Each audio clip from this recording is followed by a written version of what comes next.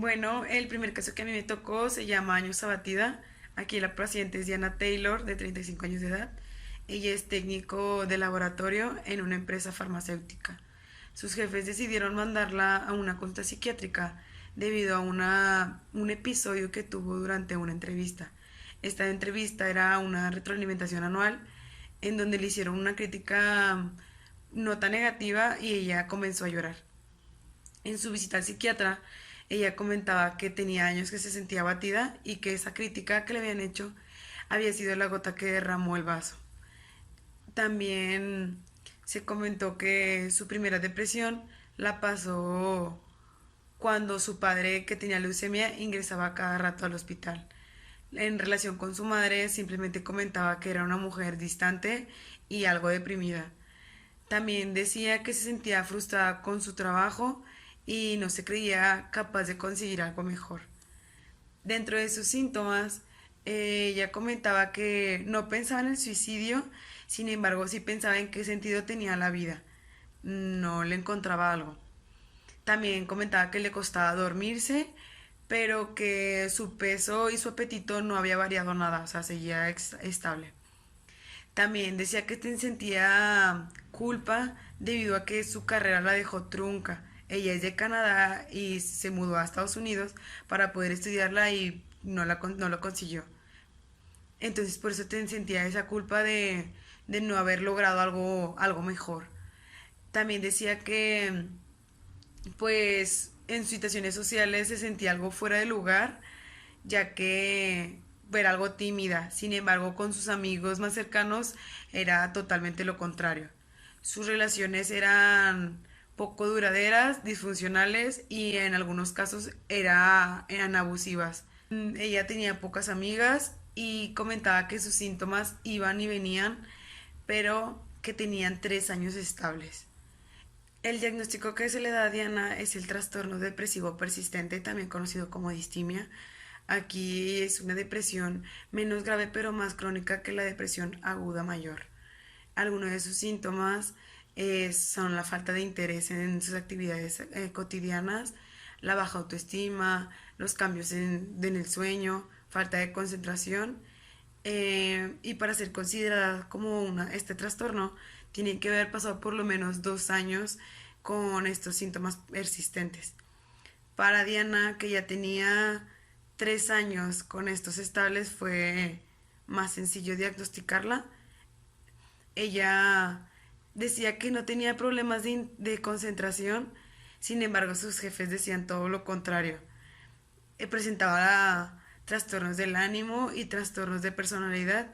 Dentro de los trastornos del ánimo estaba la ansiedad, era una persona poco afectiva, evitaba la intimidad, también por eso sus relaciones duraban muy poco, y sensibilidad de las críticas. Todo esto fue el motivo por el que ella comenzó a llorar durante esa entrevista de trabajo. El siguiente caso es el de cambios de humor. Aquí la paciente se llama Emma Wang. Ella tiene 26 años y es una agente de inversiones. Ella acude a la consulta psiquiátrica por cuenta propia debido a que presentaba cambios de humor que le estaban afectando a su relación sentimental. Ella comenta que la última discusión que tuvo con su novio fue porque él llegó tarde a una cita y ella simplemente empezó a gritarle al punto de llegar a terminar con él, para después sentirse culpable y abatida.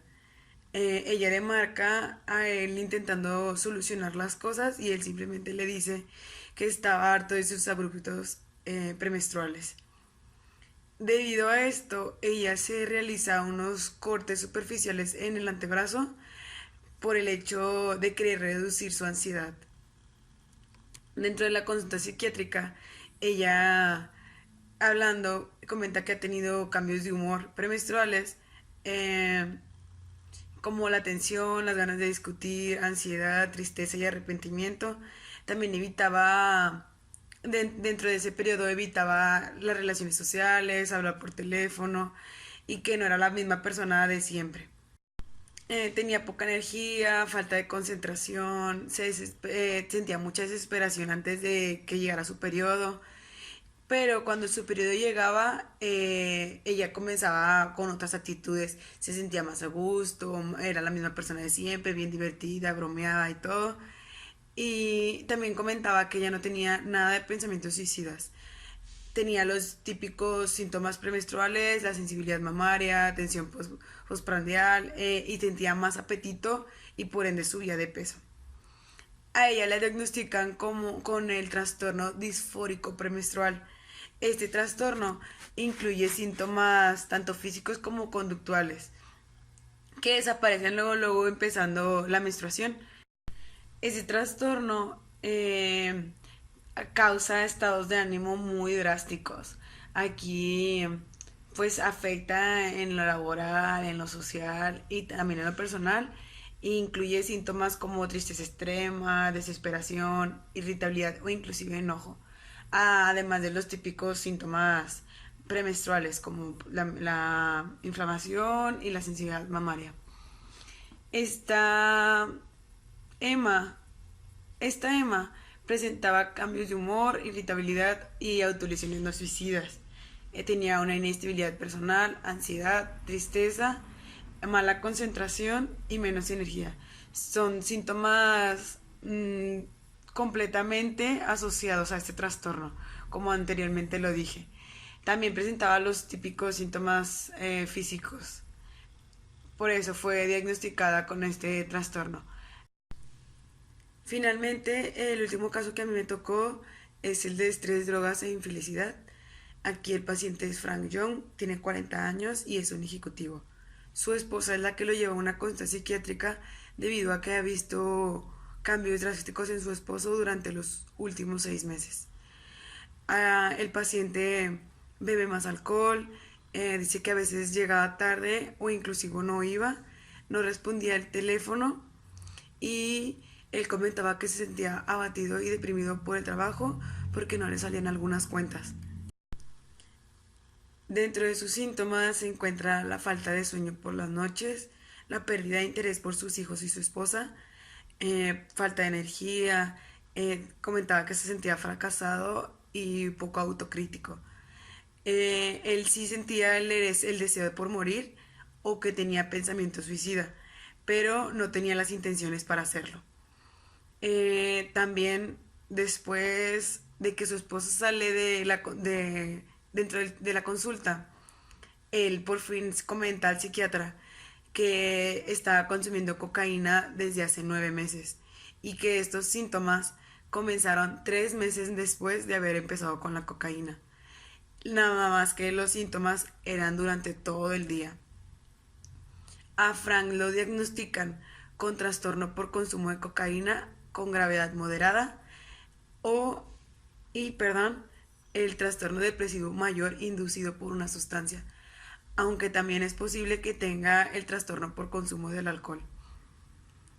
Dentro de estos trastornos tienen como base a los síntomas de la tristeza permanente o la pérdida de interés que son característicos de la depresión. Eh, También están la pérdida de los hábitos del sueño, del apetito, los niveles de energía disminuyen totalmente, falta de concentración, de comportamiento cambia muchísimo y la autoestima también va muy por los suelos.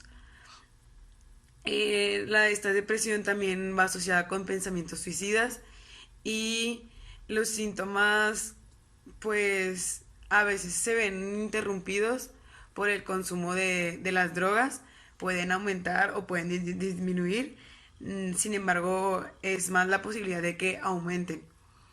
Y el tratamiento para este trastorno es menos probable que funcione mientras la persona siga con el abuso de sustancias. Este Frank cumple totalmente con los criterios por el consumo de cocaína, tiene estrés laboral significativo y tensión en el matrimonio. Aquí la abstinencia o la intoxicación de la cocaína y del alcohol son los que producieron que tuviera síntomas depresivos. Todos son de acuerdo a los tres posibles trastornos que le han diagnosticado.